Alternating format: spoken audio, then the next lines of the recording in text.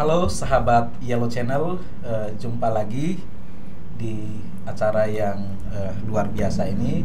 Saya Muammar Qaddafi sebagai host pada saat ini akan membahas satu tema yang cukup menarik pada yang ya sangat viral lah akhir-akhir ini. Nah, di tengah-tengah kita di depan saya ini sudah hadir Pak Iwayan Mariana Wandire. Nah, jadi beliau ini selain sebagai tokoh masyarakat Sanur, juga beliau ini sebagai Ketua DPD Partai Golkar Kota Denpasar, kemudian juga sekaligus sebagai Wakil Ketua DPRD Kota Denpasar. Nah, ini jadi saya panggilnya karena beliau ini masih muda dan ganteng, jadi saya panggil sebagai Bung Wandire. Siap. Nah, ini Bung Wandire ini akhir-akhir ini kan, atau paling tidak 1 bulan bahkan 1 minggu terakhir ini sangat viral adanya berita pro dan kontra di kalangan masyarakat, terutama di Denpasar ini terkait dengan rencana pembangunan terminal gas alam cair atau LNG itu yang akan dibangun di atas kawasan Taman Hutan Rakyat Mangrove Ngurah Rai. Nah, ini tentu saja ini para sahabat Yellow Channel ingin tahu sebetulnya apa sih itu yang menjadi persoalan. Silakan Bung Wandire. Terima kasih. Salam semangat ya semeton Yellow Channel. Ya, tentu dalam hal ini pertama kali kita sampaikan bahwa kita tidak pernah menolak yang namanya energi bersih. Ya, energi bersih itu betul-betul kita inginkan hadir di tengah kita. Ya, itu pertama. Yang kedua, kita tidak ingin hadirnya energi bersih berakibat pada lingkungan, ya kan? Mestinya kita menghadirkan energi bersih tentu berakibat positif terhadap lingkungan. Dan ini jangan sampai ada hadir energi bersih berakibat pada lingkungan di sektor yang lain.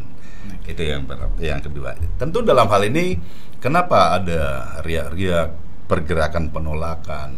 Karena masyarakat kami di Sanur itu cukup kaget begitu tiba-tiba ada wacana rencana pembangunan terminal LNG, dan bahkan itu ada di tengah-tengah hutan mangrove, ya.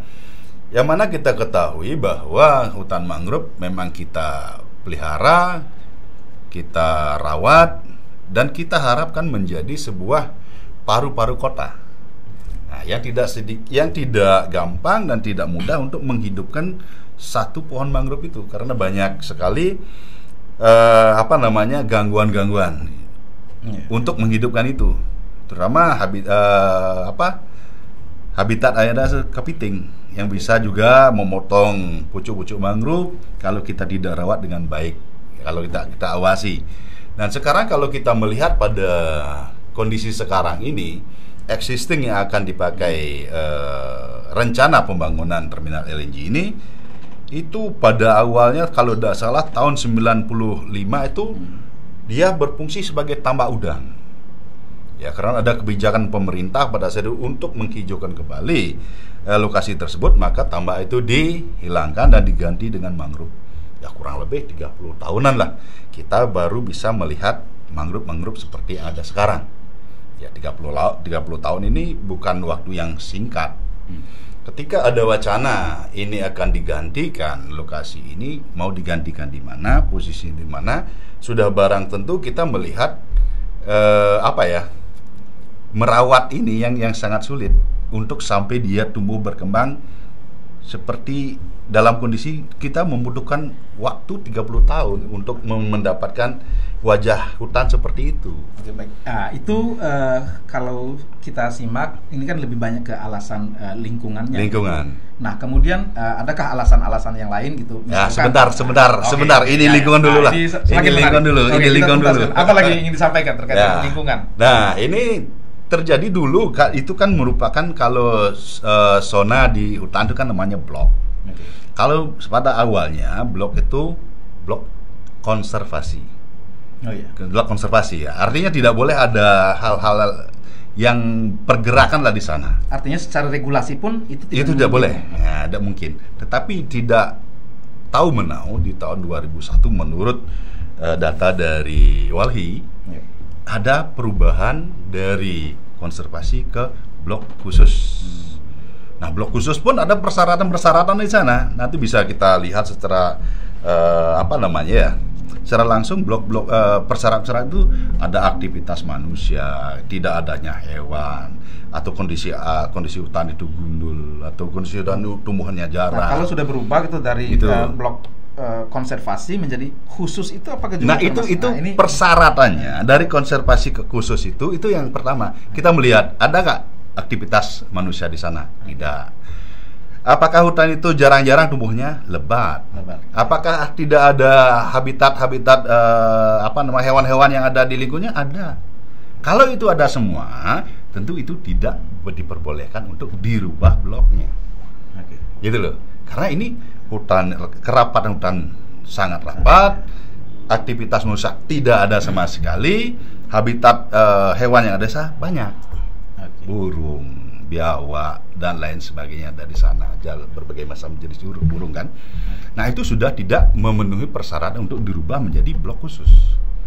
Nah, kenapa itu berubah menjadi blok khusus? Ini belum kita mendapatkan jawaban dari pemerintah provinsi khususnya. Itu. Selanjutnya, kami di Kota Denpasar, kebetulan saya selaku koordinator kemarin di Pansus Tata Ruang, kita sudah menyiapkan blok energi dan industri di seputaran reklamasi pelabuhan benua. Dan itu pun sudah disebutkan bahwa cadangan energi ada di Kelurahan Pedungan, Kelurahan Sesetan, dan Kelurahan Desa Sidakarya. Walaupun Desa Sidakarya disebut, tapi secara fakta, secara fisik kita sudah siapkan, secara aturan sudah siapkan di Kelurahan Pedungan, yaitu Pelabuhan Benua. Nah, itu secara regulasi dulu, walaupun di dalam Perda RT/RW kita memungkinkan ya, tetapi kita sudah pastikan bahwa blok untuk energi kita pastikan di Pelabuhan Benua. Itu dari Kota Denpasar. Dari Kota Denpasar. Seiring nggak itu dengan Perda RT/RW? Karena Perda RW provinsi, blok energi itu ada di Pelabuhan Benua dan Cilokan Bawah. Itu. Nah, berangkat dari sana, kita baru mendengar bahwa seperti itu ada hal-hal yang membuat masyarakat kami resah. Resah kan, baru ke masyarakat nih sekarang. Ini karena khususnya yang di Intaran. Ya, di Intaran sana. Nah, itu apa yang membuat warga di sana menjadi resah? Yang pertama kaget ada proyek sebesar itu. Ya. Kagetnya kenapa? Pada saat muncul belum pernah ada pemberitahuan, sosialisasi atau apapun kepada masyarakat. Tiba-tiba muncul ide ada rencana pembangunan mega proyek. Ya. Nah, ketika kita minta kepada pihak penyelenggara, boleh dikatakan Perumda, ya, Perumda yang bentukan provinsi, menyampaikan presentasi, maka di sana terungkap itu memakan mangrove kurang lebih 14 hektar dari rencananya. Habis itu ada pengerukan pasir laut itu kurang lebih 3,3 juta meter kubik. Nah, itu juga pada saat manuver kapal yang panjangnya kurang lebih 285 meter, itu luar biasa. Kan tidak hanya kita membuat diameter 285, pasti melebihi dari itu. Artinya apa? Dampak secara langsungnya pada masyarakat Intaran apa? Aktivitas masyarakat itu pasti terganggu karena kami ada di kondisi pariwisata. Kondisi pariwisata di sana ada nelayan, ada kitesurf di sana, ada boleh dikatakan masyarakat kami yang nelayan, ya kan? Nah, ini yang menjadi itu alasan pertama. Yang kedua, ketika itu ada pengerukan, karena dasar daripada mangrove yang ada, dan bahkan kami memiliki lahan muntik siokan itu, dasarnya tidak tanah keras. Oh, iya. Itu tanah berlumpur. Kalau istilah Balinya nyanyat gitu loh. Iya. Pasir berlumpur gitu. ya itu loh. Nah, kalau misalnya diperdalam di wilayah atau di area laut itu diperdalam, tidak menutup kemungkinan ini akan larut. Dia akan tergerus. Maka hilanglah lahan yang kami miliki. Itu. Dan apa namanya ya? Kondisi alam yang kita benar-benar jaga sesuai dengan apa seruan pemerintah, terutama hutan mangrove yang notabene harapan kita sebagai paru-paru kota dan bahkan itu seruan dunia untuk memeliharanya, itu 14 hektar, bukan luasan yang main-main. Oke. Gitu lah, bukan luasan yang main-main. Nah, artinya masyarakat Intaran ini ya ada kekhawatiran itu dari aspek lingkungannya itu akan merusak otomatis itu, kemudian yang kedua dari aspek ekonominya, kegiatan pariwisata pasti akan terganggu gitu. Ya. Nah, oke, jadi ada beberapa lagi yang ingin kita perdalam. Gitu. Nah, jadi kita mulai dari argumentasi kenapa pentingnya dibangun terminal LNG ini gitu. Jadi kalau kita telaah dari berita itu alasan. Nah, ini di Bali ini kan ya yang pertama tadi kita bicara tentang clean energy. Clean energy. Bahkan PT-nya pun itu PT Dewata Energi Bersih kan gitu. DEB. Nah, jadi itu sangat mulia sekali gitu karena Bali ini kan daerah pariwisata, energi yang bersih itu nampaknya kan semakin bagus. Nah, kemudian juga ada persoalan-persoalan terkait dengan energi listrik di Bali ini. Jadi dari total kebutuhan puncak itu yang data yang saya dapatkan itu sekitar mencapai 900 megawatt. Sedangkan kita disupport dari Jawa itu 340 megawatt. Kemudian yang di Celukan Bawang itu 380 megawatt. Kemudian yang di Pasanggaran sendiri ada 100 megawatt. Nah, tentu ini masih kekurangan gitu. Nah, kemudian yang lagi ini alasan secara ekonomi, kalau kita menggunakan LNG ini ada penghematan sekitar 9 triliun gitu. Bali jadi bisa menghemat 9 triliun itu per tahunnya itu. Nah, ini kan angka yang cukup besar juga gitu, cukup signifikan ya. Kemudian kalau kita gunakan alasan-alasan ini, nah bisa tidak gitu. Ini kan besar nih 9 triliun itu ya digunakan untuk konservasinya, digunakan ya mungkin saja gitu ya. Kita kurang tidak tahu juga bagaimana secara teknis sehingga harus dibangun di sana.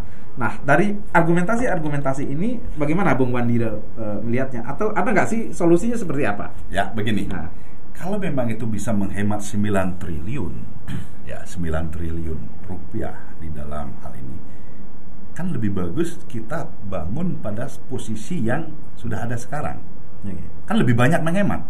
Tidak lagi mengeluarkan anggaran untuk pengerukan, tidak lagi mengeluarkan anggaran untuk pembabatan hutan, tidak lagi mengeluarkan anggaran untuk menanam hutan kembali. Itu kan lebih hemat. Ya kan? Lebih hemat. 2 kali lipat hematnya. Ya kan? Kalau memanfaatkan mangrove katanya 9 triliun per tahun, kan kita modal awalnya dari mana? Ya kan kita perlu modal awal yang lebih besar, pengerukan laut, pembabatan hutan dan sebagainya kan kita sudah siapkan. Tinggal komunikasi dengan Pelindo. Kenapa? Karena blok itu sudah zona energi. Jadi loh, kan kita tinggal membangun, tidak lagi mengeruk, tidak lagi membabat, ya kan? Tidak menciderai alam. Nah, ini tidak menciderai alam. Otomatis dalam hal ini kalau memang itu bisa menghemat dan memberikan sebuah peluang pendapatan yang lebih besar, kenapa tidak di sana? Itu pertama. Yang kedua, kalau kita sudah ada pada blok pariwisata atau area pariwisata, kenapa tidak coba membangun marina atau fasilitas pariwisata baru? Kan di sana di energi bisa menghemat 9 triliun, di sini bisa menghasilkan uang lebih daripada yang sebelumnya. Jadi itu sekaligus sebagai solusi ya. Sebagai solusi. Kan 3 kali untung. Gitu loh. Bukan hanya sekali, 3 kali untung kita. Kalau kita memanfaatkan sono energi yang sudah kita siapkan. Nah, kemudian itu sudah saya pikir sudah lengkap ya apa yang kita bicarakan. Nah, kemudian bagaimana ini harapan masyarakat itu yang terakhir atas perjuangannya. Bahkan sampai saya baca beritanya masyarakat Intaran itu, adat Intaran itu sampai melakukan upaya niskala persembahyangan bersama di Pantai Mertasari. Iya, Nah betul. ini kemana harusnya ini? Ini kan harus paling tidak itu ya difasilitasi ya, apalagi Bung Wadira sebagai wakil dari masyarakat Iya, betul, Kota betul. Denpasar itu. Kemana harusnya ini?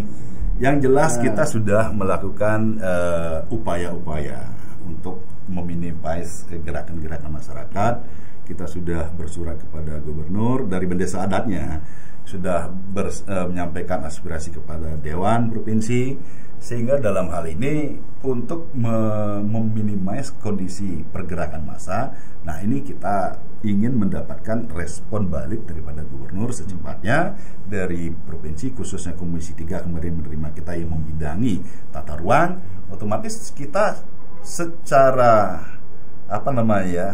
alur kita sudah melalui itu, ya kan? Nah dalam hal ini juga kalau kita melihat kondisi masyarakat kami, tidak ada yang menggerakkan, tidak ada yang mengarahkan, mereka spontanitas. Coba zaman sekarang digerakkan kalau tanpa uang bagaimana? Iya. Ini murni pergerakan mereka. Betul-betul masyarakat. Ya, ada kekhawatiran itu sampai melakukan upaya niskala. Apa artinya? Upaya niskala itu kan mereka sudah, kalau tidak direspon oleh orang, siapa lagi kalau bukan Tuhan? Tuhanlah sebagai penentu segalanya. Gitu. Artinya kita sembahyang pada saat itu bukan hanya ingin melakukan penolakan, tetapi ingin mendapatkan bagaimana alam ini selamat. Alam selamat, kita aman. Itu intinya. Baik, jadi terkait dengan ya tentu yang namanya dialog itu kan harus dua arah, termasuk obrolan kita di Yellow Channel itu. Ini mungkin nantinya itu juga perlu kita hadirkan dari pihak pelaksana, ya, misalkan betul. Kemudian juga dari pihak. Nah ini kan rencananya juga mau dilakukan revisi Perda RT RW Provinsi Bali. Ya itu juga mungkin. Ya karena sekilas saya baca juga ya sebetulnya ya ini secara teknis, ya ini kalau katanya kan ya semua bisa diatur gitu secara teknis, termasuk saya baca juga pernyataan dari PT Dewata Energi Bersih gitu. Ya mereka menjamin gitu. Nah, ini memang agak ini ya, sesuatu yang belum terjadi kan susah memang menjamin bahwa ya terkait dengan pelestarian lingkungan, dampaknya. Bahkan yang menarik juga itu yang pernah saya baca itu adalah pernyataan dari Ketua Pansus revisi Pak Bung Adi Ardana itu bahwa ya ada juga solusinya itu, misalkan itu tidak harus dilakukan pembabatan terhadap mangrove gitu. Jadi di jalur-jalurnya saja itu secara teknis pipa itu bisa di bawah 10 meter gitu. Kemudian terminal itu bisa di istilahnya itu out of source istilahnya itu di lepas pantai gitu. Jadi itu juga tawaran-tawaran yang menarik. Ya, ini mungkin perlu gimana kira-kira kalau ya, menurut itu gini loh. Kalau jaringan pipa itu kita kan bisa di bawah mangrove dicari celah-celah, enggak masalah. Yeah. Ini yang memakannya kan terminalnya. Sudah kita siapkan.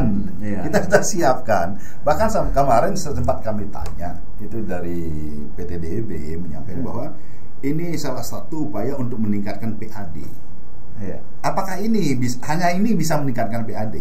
Tentu mangrove ini bisa kita manfaatkan sebagai objek wisata alam.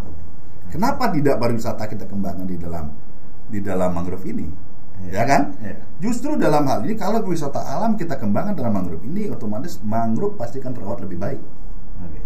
Ya kan? Dan masyarakat sekitar akan mendapatkan cipratan secara langsung. Ya. Kalau misalnya itu penghematan 9 triliun, apakah masyarakat kami langsung mendapatkan? Ya kan? Kalau sudah wisata kita tingkatkan, masyarakat kami bisa jadi guide-nya, bisa jadi pembersihan lingkungannya, dan supporting souvenir dan lain sebagainya bisa hidup. Gitu loh. Nah, kalau misalnya terminal LNG betul ada penghematan 9 triliun, apakah masyarakat kami akan disuplai dari penghemat itu secara langsung? Nah, ini menarik ini, sekaligus menjadi pertanyaan terakhir ini. Nah, kalau misalkan ini kan ya mega project lah gitu. Katakan masyarakat yang berdampak langsung, berbatasan langsung dengan wilayah situ, ya ini ya soal tadi kan dampak langsungnya itu misalkan. Nah, tentu ini kan akan menyerap tenaga kerja, banyak tentunya ini. Nah, kalau itu bisa misalkan itu menjadi salah satu bahan pembicaraan, bisa nggak itu ya? Karena ya ketika dampak secara tidak langsung terhadap pariwisata, ya paling tidak gitu masyarakat di sekitar itu, bukan hanya di Sanur saja, tapi yang berdampak langsung atau berbatasan langsung itu akan itu bagaimana berdampak langsung kita bisa hitung tenaga kerjanya misalkan tenaga kerja bisa kita hitung dengan jari berdampak langsung.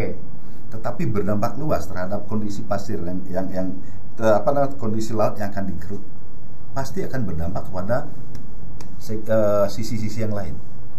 Pernah tidak kita pikirkan kemarin dengan pembangunan dermaga yang di Sanur itu, yang kena apa? Tantu, Kertalangu itu kena, ya kan? Ya.